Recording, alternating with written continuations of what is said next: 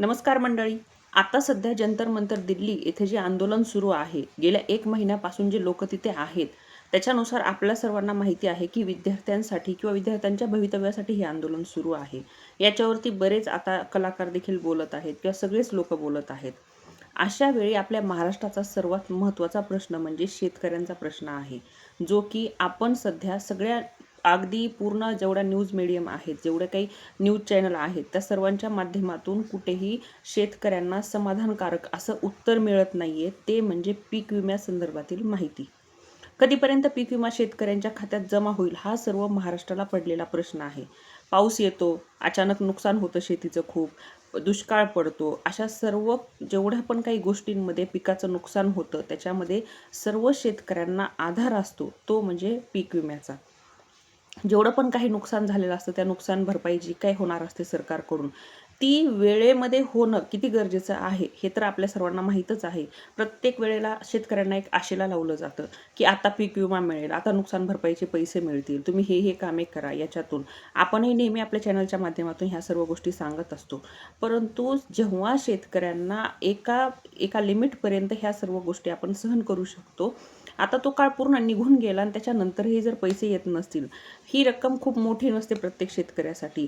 जर ती त्याची साधारण रक्कमसुद्धा जर त्यांना मिळत नसेल, तर त्याच्यामध्ये आता जेवढ्या काही विद्यार्थ्यांसाठी ज्या पद्धतीचं आंदोलन सुरू आहे, शेतकऱ्यांनी काय करायला पाहिजे? शेतकऱ्यांनी कसा सरकारवर विश्वास ठेवायला पाहिजे? जर विद्यार्थ्यांसाठी एवढे आंदोलन होऊन देखील तिथं पूर्णपणे पावलं उचलली जात नाहीयेत, अजून सरकार बोलायला तयार नाही.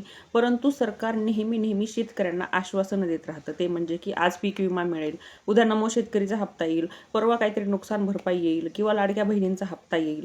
मग या सर्व गोष्टींमध्ये वेळेला मिळणं किती महत्त्वाचं आहे. येणार आहेत तुम्ही म्हणता, ठीक आहे.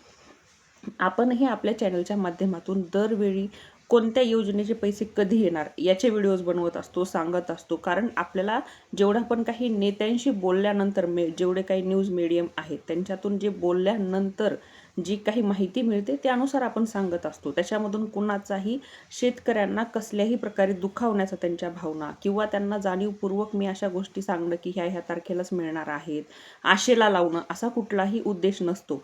परंतु ही मात्र गोष्ट नक्की आहे की जे काही नेत्यांकडून माहिती मिळते, ते काही न्यूज मीडियाशी बोलतात, त्याच्यानुसार जे काही आहे आपण अपडेट्स देत असतो. ठीक आहे. आता याच्यामध्ये बऱ्याचदा पीक विमा भरण्यासाठी शेतकऱ्यांना आता तर म्हणजे ₹1 जो होता तोही पीक विमा नाही. आता ज्यांनी पैसे भरून पीक विमा भरलेला आहे, वेळेमध्ये तो पीक विमा येणं किती जरुरी आहे. सर्व जेवढे पण काही पिकं आहेत, ज्या एरियामध्ये पीक विमा वाटप सुरू झालेलं आहे, त्या एरियामध्ये ते काम जलद गतीने व्हावं. ज्यांचे पंचनामे झालेले आहेत, तिथं लवकरात लवकर शेतकऱ्यांना मदत मिळावी, हेच सरकारला आपण प्रत्येक वेळी विनंती करतोय. आणि आत्ताचा हा व्हिडिओ देखील पीक विमा सरकारने शेतकऱ्यांना द्यावा यासाठीचाच आहे. परंतु तुम्ही कोणते कामं करायला पाहिजेत किंवा तुमच्यापर्यंत कधीपर्यंत तो हप्ता येईल किंवा कशाप्रकारे येईल, ह्या सर्व आपण वेळोवेळी सगळ्या जेवढे पण काही व्हिडिओज आहेत त्याच्या माध्यमातून सांगतच असतो. परंतु हा जो आत्ताचा व्हिडिओ आहे, याच्यामध्ये मला सरकारला हा प्रश्न म्हणायचा आहे यातून, की तुम्ही जेवढं आशेला लावताय शेतकऱ्यांना, कुठल्याही प्रकारे शेतकऱ्यांना एकदा किंवा दोनदा एखादी गोष्ट चुकू शकते, पण दरवेळी प्रत्येक योजनेचे पैसे मात्र खूप जास्त लेट होत आहेत. आणि ते होऊ नयेत यासाठी तुम्हाला याच्या माध्यमातून आम्ही सांगू इच्छितोय की सरकारकडे एवढीच विनंती आहे, शेतकऱ्यांना वेळेत पैसे द्या. कारण की ते पैसे कुठल्याही प्रकारे तुम्ही त्यांच्यावर उपकार नाही करत आहेत शेतकऱ्यांवरती. शेतकऱ्याच्या हक्काचे आणि खरोखरच आधी ज्याचे तुम्ही कमिटमेंट दिलेली आहे, ज्याचं आधी तुम्ही आश्वासन दिलेलं आहे, असेच पैसे फक्त शेतकरी मागतोय. त्यामुळे शेतकऱ्यांना हे पैसे द्या. आता याच्यामध्ये बऱ्याच जणांना असं होतं की तुम्ही व्हिडिओ बनवताय, फक्त तुम्ही सांगताय किंवा माहिती खोटी आहे, कोणाला वाटू शकते कोणतेही. जे काही चॅनल असे असतील ज्यांच्यामध्ये किंवा जे काही न्यूज रिपोर्टर असे असतील ज्यांच्यामध्ये सरकारच्या विरुद्ध बोलण्यासाठी एक जणही पुढे येणार नाही, एकही वाक्य बोलणार नाही, आपण तिथे नक्कीच म्हणू शकतो की बाबा ते फक्त सरकारसाठीचेच आहेत. परंतु जिथे शेतकऱ्यांसाठी व्हिडिओ बनवले जात आहेत, तिथं कृपया एवढे पण काही ह्या व्हिडिओच्या माध्यमातून लोकांपर्यंत माहिती पोहोचवली जाते. मी माझ्यासारखे असंख्य अजून लोक असतील, जेवढी पण काही माहिती पोहोचवण्याचा प्रयत्न करत आहेत, त्यांना एक असं वाटायला नको की बाबा आपण करूनही ज्यांच्यासाठी करतोय ना, त्यांच्याकडनंही आपल्याला ह्या गोष्टीचा सपोर्ट नाही मिळत आहे. असं होऊ देऊ नका कृपया, कारण की आम्ही फक्त आणि फक्त तुमच्यासाठी तुमच्यापर्यंत ही माहिती पोहोचवण्याचा प्रयत्न करतोय. याच्यामध्ये आमची स्वतःची आश्वासनं काहीच नाहीत. महत्त्वाची गोष्ट काय आहे, आज जर कॉकरोच जनता पार्टी सर्वांना माहिती झालेलीच आहे, BJPकडून काय होत आहे हे सर्वांना माहिती झालेलंच आहे.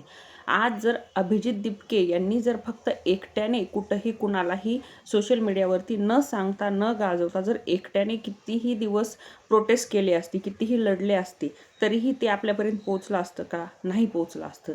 तसंच आहे, आम्ही जे व्हिडिओ बनवतो ते एक माध्यम आहे तुमच्यापर्यंत पोहोचण्याचं आणि तुमच्यासोबत जुडण्याचं.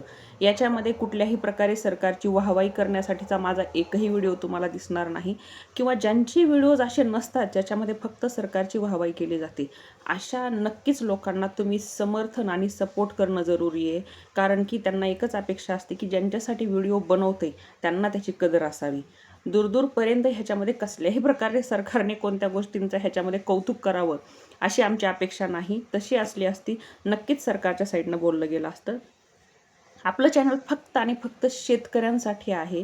फक्त आणि फक्त जेवढे पण काही गरजू लोक आहेत आपल्या सर्वांसारखे त्यांच्यासाठी आहे. याच्यामध्ये कुठलाही राजकीय हेतू किंवा कसल्याही प्रकारे काही नाही.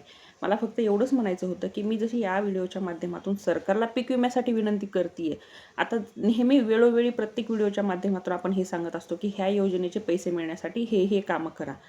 ही अशी माहिती नाही आहे की तुम्हाला दरवेळी का सांगताय मॅडम तुम्ही ही माहिती, असं बऱ्याच जणांचं म्हणणं असतं. एखादी गोष्ट तुम्हाला सतत सांगितल्यानंतर ती गोष्ट फक्त आणि फक्त तुमच्याकडून चुकून विसरू नये. कारण आधीच आपल्याकडे वेळेवर पैसे येत नाही सरकारकडून, आणि ज्यावेळेला ते जेव्हा केव्हा हप्ता येतो, नमोचा असू द्या, पीक विम्याचा असू द्या, PM किसानचा असू द्या, त्यावेळेला शेतकऱ्याच्या कोणतं तरी बँक खातं ओके नसल्यामुळे, KYC नसल्यामुळे ते पैसे त्यांना लाभ मिळणार नाही अशी स्थिती निर्माण होऊ नये म्हणून आपण प्रत्येक व्हिडिओच्या माध्यमातून ही माहिती देत असतो की या योजनेचे पैसे मिळण्यासाठी तुम्ही ही कामे करा. तर कृपया कोणीही त्या गोष्टीलाही कशाही प्रकारे चुकीचं मानू नका, किंवा कुठल्याही प्रकारची काहीतरी आपण पब्लिसिटी करतोय असं मानू नका. याच्यामध्ये मी तुम्हाला नेहमी वेळोवेळी प्रत्येक व्हिडिओच्या माध्यमातून एकच सांगण्याचा प्रयत्न करते की पीक विमाच म्हणून नाही, आता हा व्हिडिओ जरी पीक विमा मागण्यासाठी किंवा पीक विम्याची आपण सरकारला विनंती करण्यासाठी असेल, तरी अगदी ह्याही व्हिडिओमध्ये तुम्ही कुठे जर तुमच्या अजून काही सार्वजनिक अशा अडचणी असतील जी आपण सरकारपर्यंत पोहोचवणं जरुरी आहे, अशा अडचणी तुम्ही नक्की कमेंटमध्ये नमूद करा. जर कोणी प्रत्येकजण उठून कॅमेरा सुरू करून व्हिडिओ करणं प्रत्येकजण तेवढा कम्फर्टेबल नसतो. मग तुम्ही फक्त कमेंटमध्ये लिहिला जरी की असा कोणता सार्वजनिक प्रॉब्लेम आहे जो सरकारपर्यंत पोहोचवणं जरुरी आहे, किंवा सोशल मीडिया हे माध्यम असं आहे की सर्व लोकांपर्यंत पोहोचवणं की आपण सरकारला काय मागणी करतोय. तर तुम्ही जर असं केलं तर त्याची मी नक्की दखल घेईल आणि त्या गोष्टीवर नक्की व्हिडिओ बनवेल. त्यामुळे कमेंट सेक्शनमध्ये कुठल्याही तुमच्या सार्वजनिक ज्या अडचणी आहेत, ज्याची सरकारकडे मागणी आहे, ती नक्कीच मागणी तुम्ही कमेंट सेक्शनमध्ये लिहा. ती लिहायला विसरू नका. यामध्ये जर अजून काही प्रश्न असतील तर नक्की विचारा. तोपर्यंत एवढीच माहिती आहे. धन्यवाद.